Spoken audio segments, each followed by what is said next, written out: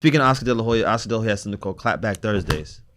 Yeah. Welcome to Clapback Thursday. Yo, Oscar. Canelo, you're a pussy. Yeah. Is that what he does? He's on Clapback Thursdays. You see Oscar's girl is out of this world. Oscar's getting money. Oscar has abs again. Yes, he does. Oscar has abs. And he's got a pretty quick jab still. He got a quick jab. He can still fight. Everybody does coke nowadays, man. Michael Jordan's son goes. Like, we can't get him with that anymore. That's corny. Right. What did he say about Canelo? He said Canelo. He said, no one wants to see. No one wants to see the fight. Canelo Alvarez. You're spoiled. You're talking about Turkey, and he's trying to help you. Like he's just like fuck you.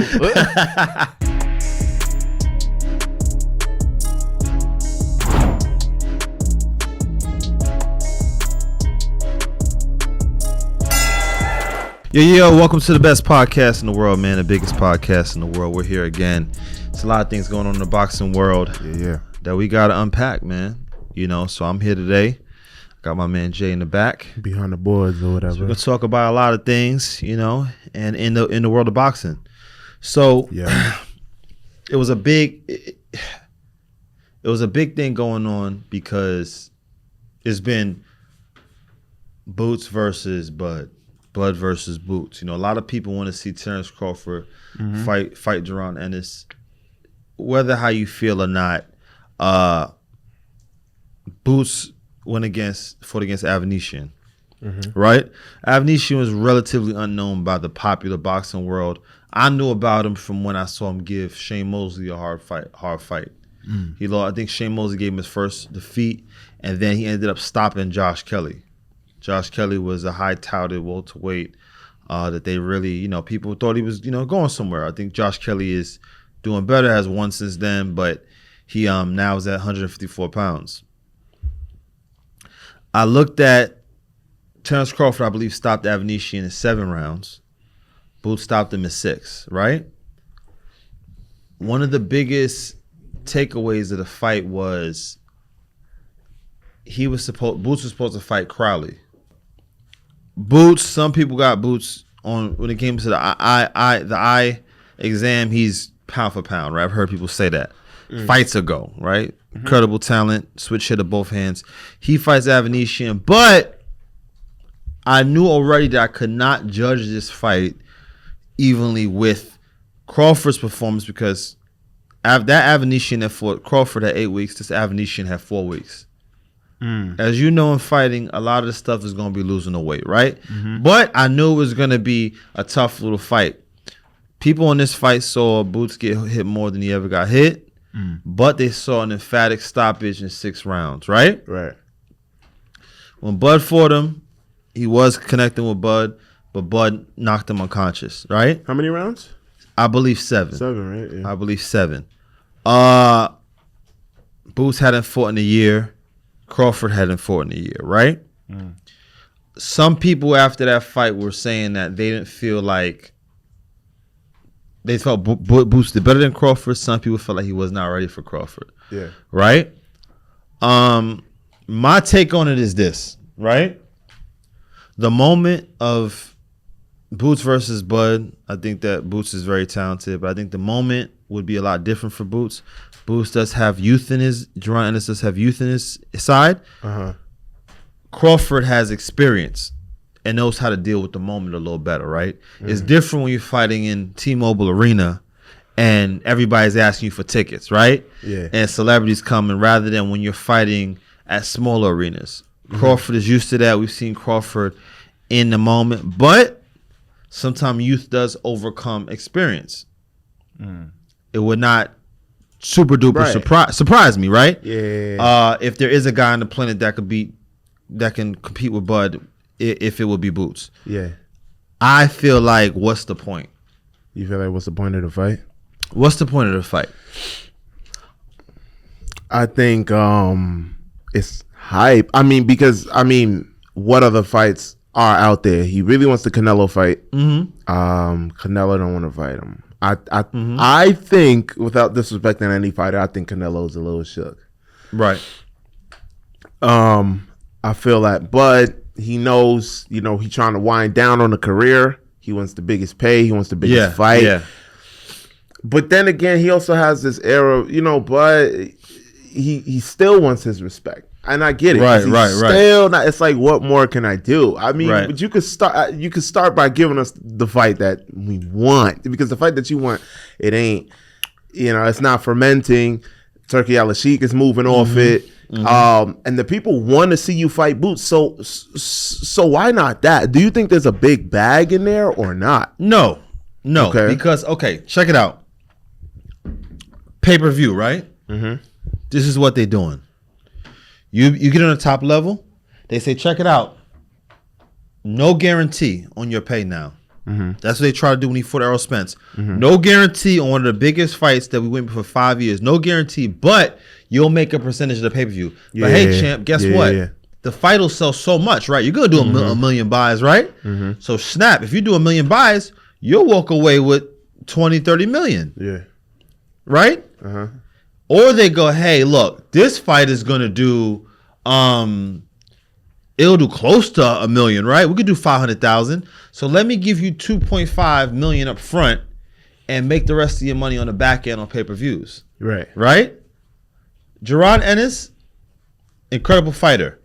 Bud Crawford, the best fighter in the world, maybe the best fighter ever. Right, at this point, we're arguing if Bud is the best fighter ever on the history of the planet. You've conquered 2 weight divisions. No, look, think about it. The last person that be undisputed at 147 was Zab Judah. Uh-huh. You've become undisputed, and it's been 25 years that no one has been able to gather all those belts. Mm-hmm. We're talking Oscar De La Hoya. We're talking Shane Mosley, all the greats that was in that weight class, right? Yeah. We're talking greatness. And now we're discussing him fighting Jaron Ennis for an IBF title at 147. Mm-hmm. Right? And if he beats Jaron Ennis, they're going to say this. Jaron was young and he was inexperienced. He won't get any credit for that. Right? Yeah. If he loses to him, we're going to be like, dang, that was stupid, because the fight ain't going to do over 300,000 pay-per-views. Mm-hmm. Like, you have to understand. The core boxing fan base is 300,000. So if you put on a decent fight, 300,000 fans are going to buy pay-per-view, right? Which will convert to about, depending on how it's split up, maybe $5-6 million. You feel what I'm saying? So you're going to go fight this guy who's a great fighter, high risk, low reward, for an IBF title that you already had. Now, the right path is this. Canelo Alvarez, boxing superstar, one of the biggest names in boxing. They're gonna guarantee you probably can get guaranteed $10 million, right? Mm-hmm. And you'll walk away with maybe $40-50 million in one night, 36 minutes, right? Yeah. Now, if I couldn't fight Canelo Alvarez, you know what I would do? Who would you fight? I'm fighting all belt holders at 154, so I could be the greatest fighter in the world. I'm not going back to 147 where I can't really make the weight. Now, you know what Boots could do for the fight? Go win a title at 154, chase him. Absolutely. Go win a title at 154. Guess who you could beat? You know who you could beat to make that fight better? Which he's capable of doing? Go knock out Conor Benn.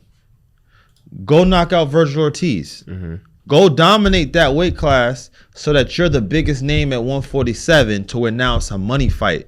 But it's not at that point right now. 300,000 pay-per-views is not going to do it for me for a fight of that caliber. Now, if I mess around and go have a fight with a 54th title list that nobody really knows that well, but I'm about to get the belt, or if I don't get the belt, I'm like, damn, I was trying to be a three division undisputed champion that's never been done, that no one will ever be able to do again. As you were saying. So go and unify the third division and be in the conversation of, you're on the conversation. Bud is on the conversation now of Floyd Mayweather, of Muhammad Ali. He's in the conversation of the greats, right? Terrence Crawford.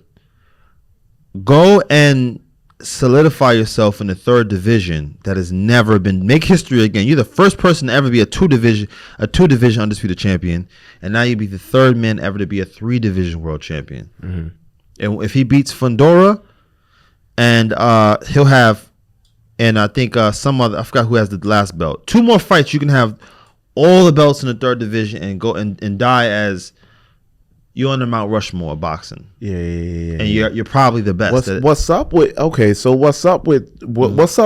versus Fundora? Why is that not a no-brainer fight that's being made right now? Why is that not the fight being made right now? Errol Spence wants that fight because they're locked up in the PBC situation, right? See, the promoters want the belts in their company. So if he loses a belt, if Fundora loses to Terence Crawford, which he will, the belt is not with PBC anymore. It's not on Amazon Prime no more. Now that belt is over at, Bud ain't with nobody really. Right. So the belt is just floating in the air with Turkey Al Sheikh. Literally. And we don't know how they can get that belt back. Right? So they want Errol Spence to get it. And let me tell you something. If Errol Spence gets that belt, good luck seeing Terence Crawford get it. I mean, they're going to do that rematch. I don't think they will. I think if we see Errol versus Fundora and Errol wins that, you don't think we get that rematch? No. I think that rematch might happen. I'm going to put it out there and be like, it's just going to be full circle. It's going to be, and look where, look where we ended up. It don't sell. It doesn't sell. You can't tell me that. Check it out, right? 800, they did almost 900,000 pay-per-views, right? Mm-hmm. Do you think that the general public was interested in that fight? Errol Spence would have to really go out there and, I was sick that night. Something crazy happened. But if he, he has to really, I don't think it's that. I think if he were to knock Fundora out, immediately people would start talking. They're going to pay, you got to think about it like this, bro. They're going to pay $70 for that. For the rematch? Yeah, it's $69.99 now. People are gonna pay $70 to see a rematch of that fight. Would you? Me? I'm a junkie, so I probably would. I'm not actually. Okay, because I would. But we're the three. But hold up, we're that 300,000 boxing fans that are gonna watch no matter what. That's hooked on crap. Right. We're not the general public to where, a casual goes, I'm gonna spend $70 and not go to the club tonight. I mean, but that's why you build a card. That's why you build a Turkey Al Sheikh type card. You might be onto something with that. So you think Turkey could get it? Turkey could get it done. Turkey might spend the money on it, but you're gonna have to give them a guaranteed. You're gonna have to get your turns. Another guaranteed 10, 15 million. You're gonna want that big bag for that. Yeah, because it's not gonna. But then they're gonna lose money on it. You feel what I'm saying? So I don't. It's bro. With the Saudis in boxing now, anything is possible. But I'm not like, that was a bad beat. That was a bad loss, man. I don't want to say beating to be disrespectful, but it was a bad loss that Errol Spence had, man. Yeah. I don't know if one fight can make you believe that he can beat Terence Crawford at this point. You're right, because at the end of the day, the most people can say is the fight can be better. Yes, but no one at all thinks that Errol is going to come and win in the rematch at all. But like you said, the pool of opponents for Terence Crawford is getting thin. Yeah, right. That's the thing. But Errol can get a win, and people in that fight will make more sense than what I'm saying. Than Boots. But the thing with Boots is this: it's not about Terence Crawford accepting a fight. It's about Boots and Eddie in Matchroom making him enriching the pot. Meaning this: go and beat those guys that will build your profile. You feel what I'm saying? It's the mindset of this, right? A woman, right? She can go this. Do you want to be a husband? Do you want to have a husband, or do you want to be a wife? It's two different things. Make people come to you. Be the person that they're like, I gotta fight this kid because the kid done beat so and so. His profile is crazy. This is a big money fight. Let's do it. It's not up to Terence Crawford to do that. It's not at all. You're right. This is not this. See, people. This was the problem with people, right? Just because Gilly and Wallow want to see it because they from Philly, don't mean that the people in the hood want to see it. It's not. It's a hood fight. It's not a fight that's like, this one is really gonna do well like that. You feel what I'm saying? I think if anything, the hood is who wants to see the fight. The hood, it's not. Yeah, The it's hood not want like to see the fight. it ain't like people. The hood like, is me. I am the hood. I like to see it, but I could see. But come on, though. You know what I'm saying? So we need him to. We got. They got to do something to make him beat some solid names. Yeah. And maybe move up to 154, grab one of them belts, and then you fighting for undisputed against Terrence Crawford. You done beat these other guys, but stop. But what they got to stop doing is this: stop all these other big names. Stop sparing them. Real stuff. Go there and clear out your weight class. Yo, Conor Ben. Right. Time to fight. Right. Time to fight Boots. Right. Yo, Virgil Ortiz. Right. Let's get it. Let's Right. do it. Let's do eliminations to go ahead and the winner gets Terrence Crawford. That's all I'm saying. But who's gonna do that though? Well, you want Terrence Crawford. You want to fight. You want to fight the face of boxing. The pound for pound number one spot before he leaves. So you got to do something. See, we are in a tough spot because now it's like, do these fighters want to fight Terrence Crawford? I think it sounds good. That's what I'm saying. It sounds good to get on there and say you want to fight Terrence Crawford. As fans, we have no idea who these fans want to fight. I mean, I really love what Steven Nelson came up on here and did. Yeah, Steven Nelson's loved gangster. that up and like He's gangster. what Yo, went down the list. Like he's like, oh, Caleb Plant. He's like, that's my boy. At the end of the day, this one, oh, he tried. Oh, this one, oh, it'll be a good fight. I'll step on him anyway. You know what I mean? It's like, we need to know. And shout out to Steven Nelson, man. He needs to be promoted higher. We need to see more Steven Nelson. He did his thing, mind you. Riyadh season, I definitely caught his fight. Yo, he banged out. Yo, He did the his suit, thing, the Tupac costume, bro. Yo, he did. That was crazy, right? Tupac costume was crazy. I wish he would have gave us a little sneak peek. I wish he would have told us something. We should have asked him. Yeah, He did say he was coming out with something yeah, on. he did. Yeah, that was that. I love that. Man. Yeah, these guys don't want to call nobody out because, God forbid, the fight gets made. You know, and like, we all know who really got the work. You know, so we all came up in tournaments, right? We all hear about what people doing to other people in the gym. And a lot of times it's like, yo, I could chill here and fight people I know I could beat and make a bag, right? I can go to work. It's like, bro, if you know you can go to work and as long as you just stay quiet and be in the back, Yeah. the manager won't ask you to do nothing extra, A lot of people gonna do it. they're going to do it. Yeah. And a lot of fighters is like that. Yo, as long as I just chill, I may not have to be in nothing crazy, right? Because now the public is instigating hard fights. And when you're in a hard fight, bro, it's like you may got to get knocked down and get up. Yeah. You know? You may have to fight with blood with one eye swollen. So a lot of them guys like, look, man. But for me, if it's a big payday there, I'm screaming a dude name to the rooftops. That's the big payday. Let's do it. Because now they're ruining paydays. Yeah. A lot of guys is getting these losses and they're not able to get a payday. You know, like you're speaking of Riyadh season. Riyadh season was an amazing card, right? Wow. But a lot happens on Riyadh season. Do you know why a lot happens on Riyadh season? Because a guy who, Turki Al-Sheikh, right? He goes there, he puts on the best fights possible. He goes, ooh, he's dangerous and he's dangerous. Make him fight. Right. Right? And he give you a bag and they go, yo, fight. And as we're seeing, a lot of people got hurt on Riyadh season. Yeah. A lot. Yeah. Yo, Yo, we seen and the African MMA guy, what's his name? Ndango? Let me see. He fought? Ngannou got stretched out by Anthony Joshua. Oh, Ngannou. Okay, Ngannou got stretched out, yo. Yeah. That was crazy. Yeah.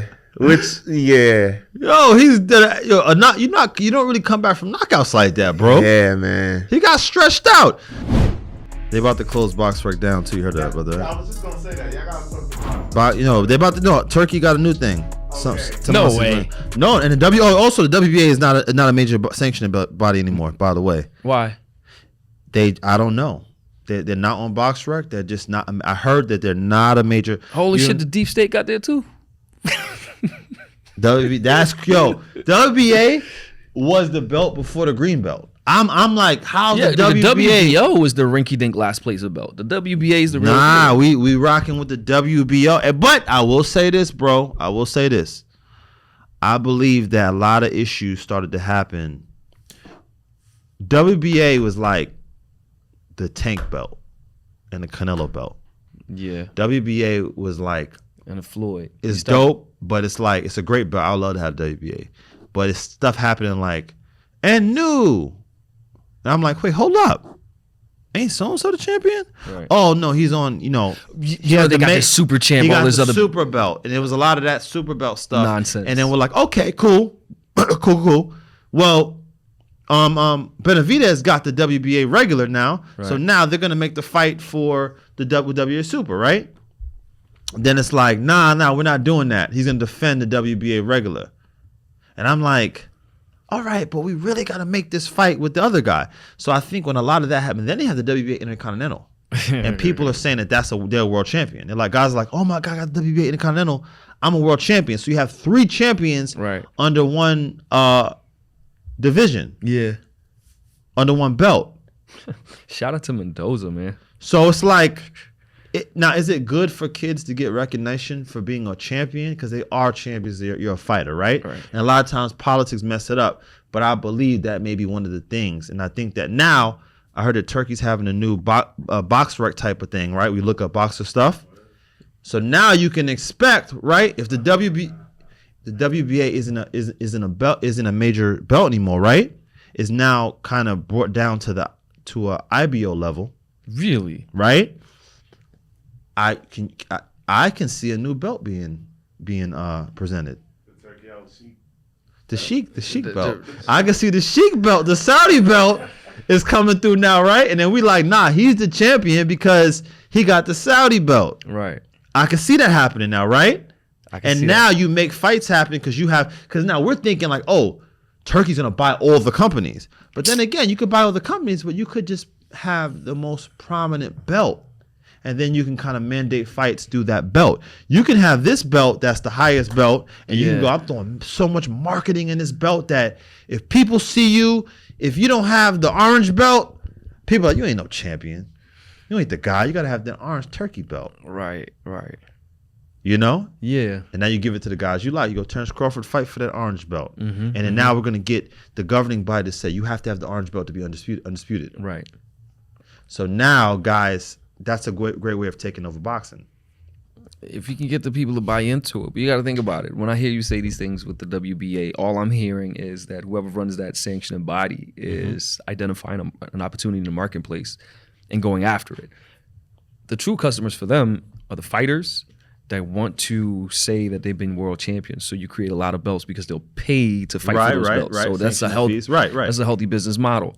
Secondly, if you have regional champs, before you used to have these, let's say you have a fighter fighting in, let's say Denmark. You had Mikkel Kessler. He was in Carl Froch. They're fighting for the 168 belt. They used to be the Euro weight class. The Brits and the Europeans would fight 168? For the 168 weight class before they did the Super 6. So let's say you have people fighting over there for, you might have a guy that has a WBA belt and he does some local defenses. Right. In Denmark. Then you got Froch doing some defenses in England, and they got the local fan base. They get a lot of money out of it. They will say, this guy's the real champion. They will say, that guy's the real champion. Then you eventually bring them together and you got a big money fight. Right. It all seemed to be rooted in the fact, do you remember when, this goes back to 1971, when Ali was fighting Joe Frazier?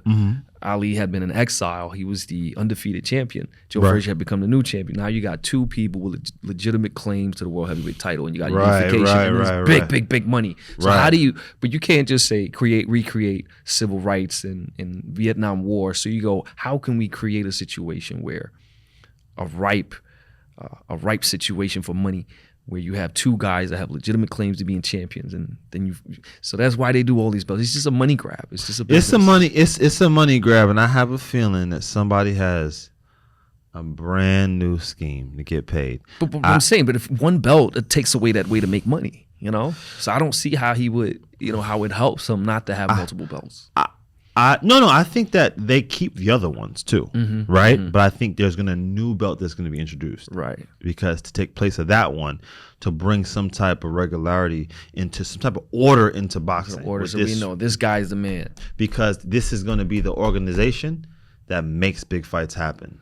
Oh, So that's if what the- he says. So if the money doesn't get you, right? Undisputed now is the standard. Yeah. World champion is this. Great, kid. Yeah. But hey, are you gonna go get the other champions? Now, undisputed is the standard. So how do I make people? I create the belt that you have to get to become undisputed. Yeah. I'm now a gatekeeper. So if you ever want to do it again, all the guys going forward. I mean, once the Canelos retire, Yeah. and certain guys that Gervonta Davis don't need it really. Right. Ryan Garcia, once those guys leave, the other people, in order to get that marketing and get that to be recognized, they have to get that belt. Right. So that's what I think they got coming up. Speaking of Crawford and belts and Turkey Al-Sheikh, I'm watching the fight with Virgil Ortiz. I'm very excited, and I watched his fight. Who fought him? He fought on his own. Against who? Jay, I need you to translate this guy's name. The guy that Virgil Ortiz fought. Please give me a pronunciation.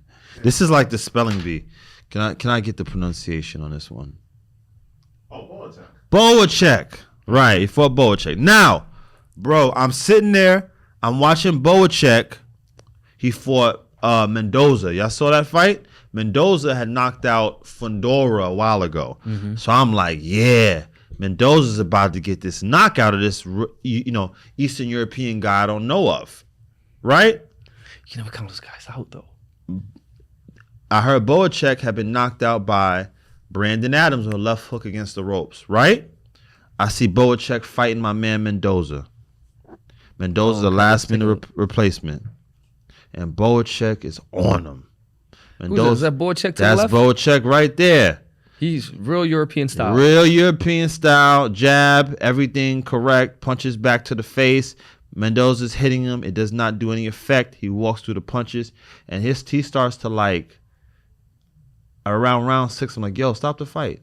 Just any black fighter he fights will pick him apart. But I'll tell you this. Look at his rhythm. Unfortunately, Virgil Ortiz is not black. Okay, right. Virgil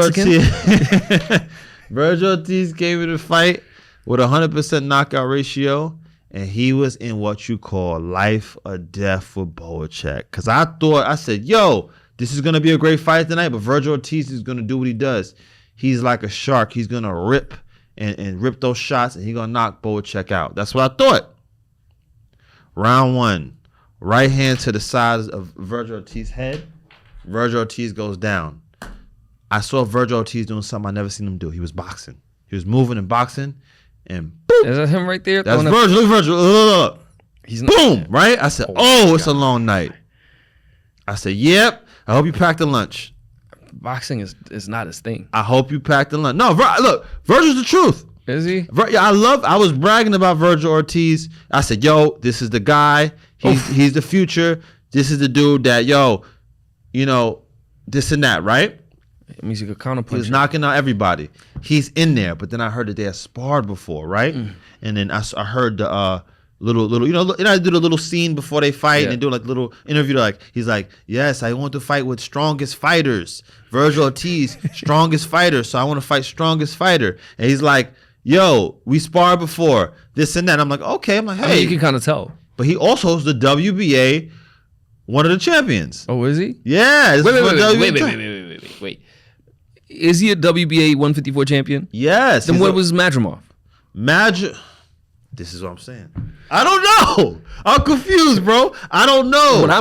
What I'm confused about is Virgil Ortiz. Go ahead. I think so. Madrimov was the WBA super duper champion, and Boacek was the WBA super champion. He's taking right, some Jay? super hits. But look at him. He's falling into his rhythm. This Boacek's rhythm. You can tell they're familiar. Justin, I don't think he would last 3 rounds with you just because of his rhythm. Look at him. He get himself now, hurt. I would like to believe did I hit Belichick with something crazy and knock him out, right? But objectively looking at this, Virgil Ortiz could punch. But this guy had Virgil Ortiz in life or death, and in round 10, he hits Virgil Ortiz. Jay, let's go to that. With a left hook. And drops him again. One cool thing I saw about this fight, after the first knockdown, it was called a no knockdown. I was mad. I was like, yo, that's corny. Then they went and they was like, hey, we reviewed the tape. You know? You know what I'm saying? Like out of bounds. What they say in football? Flag on the play. Review the tape. I was like, that's gangster. I like how they did that, right? Uh-huh. And we go to the scorecards. I'm like, yeah, man. This is going to probably be a draw. But before the fight, Turkey Al-Sheikh gets up there with Oscar De La Hoya. He's putting pressure, man. He's like, I want to make no more Canelo. We're not interested in that. He say I don't do good business. And it's kind of running long. It's like little thing is running long. And it's like, I can tell it's kind of impromptu. And he's like, and Turkey didn't really know that it's supposed to be a quick little, you know what I'm saying? So he's like, really, he's keeping it real. Like Turkey is gangster. Like Turkey is just really speaking from a fan's perspective, what we want to see. He's like, hey, he's like one of those nerd fans with money. Yo, and you know what? We need him. It's I love it. He's like, yo, Canelo says I'm not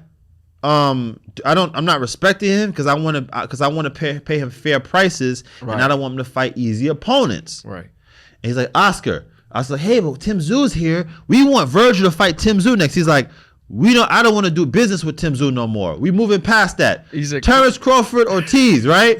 And then like Oscar's looking at him. I was like, oh crap, this is weird, right? I can tell you this feels awkward. And Oscar's like, he's like, let's do it. Virgil Ortiz, Terrence Crawford if he wins tonight. And then this happens. A clear sign that he's not ready for Terrence Crawford. No, he won't. That won't be right. So now, but it's a good fight though. As a Terrence Crawford fan, I'm actually very excited. Yeah, this is a good win. We're gonna get this win. You know, I'm looking at this. I'm like, yeah. He'll beat the guy because I can just tell he gets sucked into these waves of momentum and the rhythm. And Bud can slow that shit down and just knock him out in between punches and the exchanges. You speaking about he won't go 5 rounds. About Bogacek? Either one of them. Yeah. I feel like he'll stop Virgil, but this fight goes to the scorecards, right? And boy, oh boy, good old boxing, right? It's like 116, 112, and I'm like, okay, they're gonna make it a draw, right?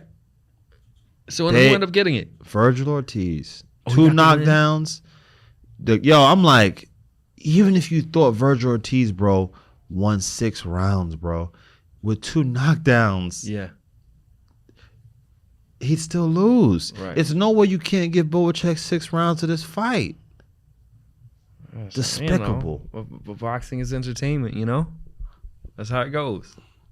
So now we watch another robbery on film. What are they going to do about it?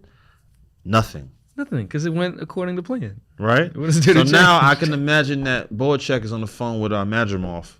Madrimov's like, yeah, bro, you see? Like, but Madrimov is not a robber. Madrimov, you lost. Virgil lost that fight.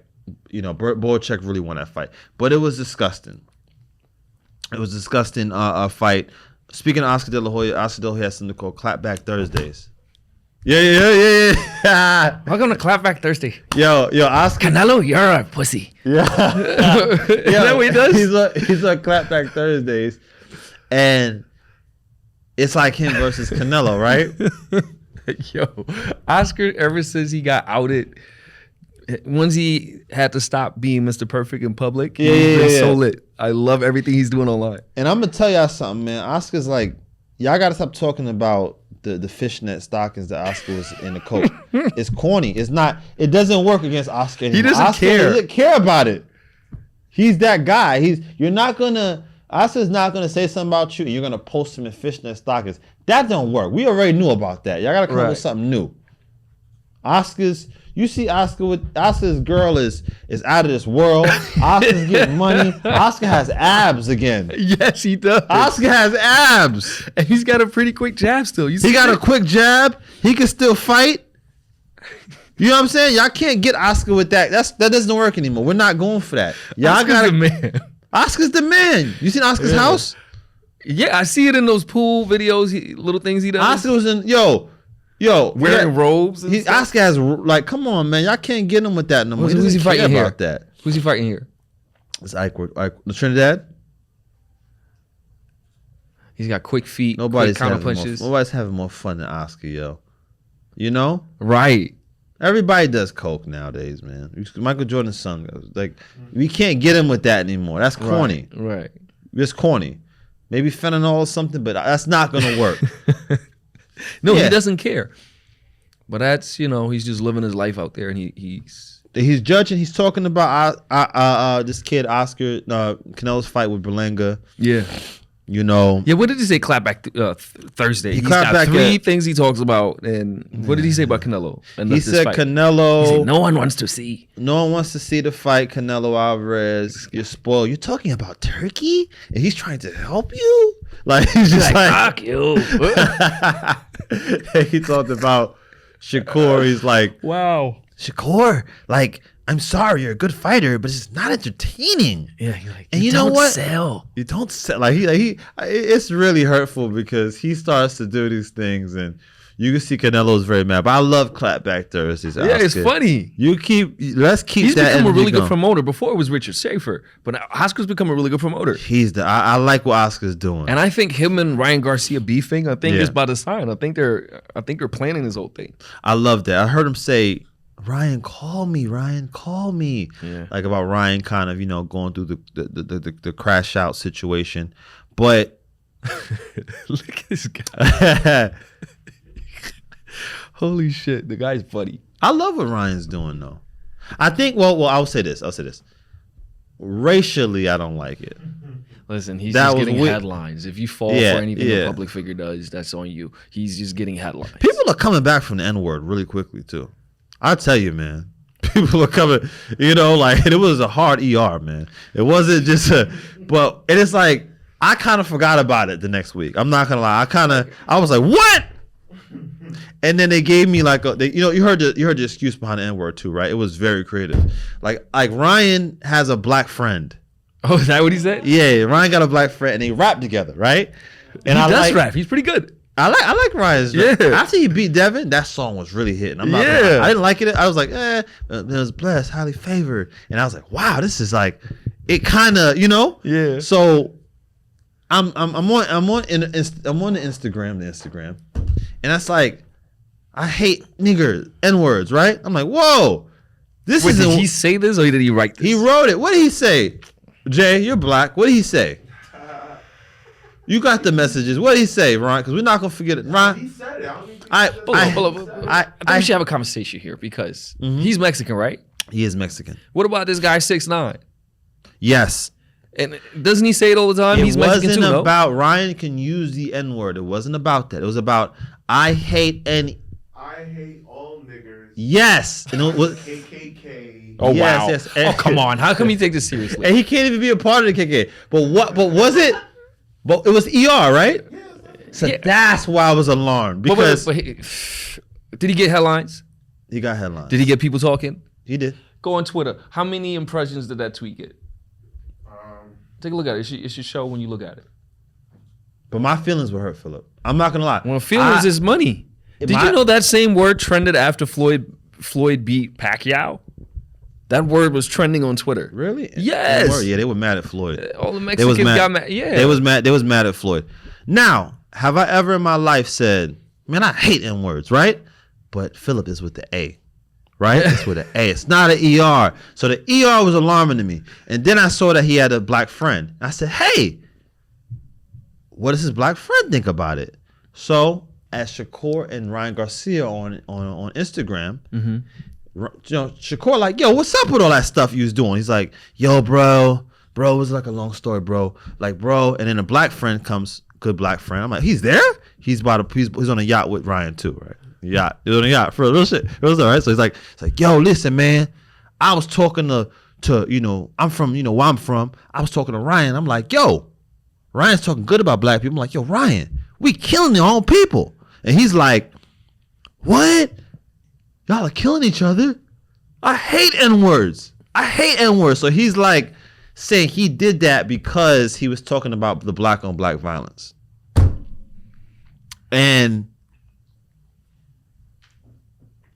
it was strange, but I kind of found myself getting over it.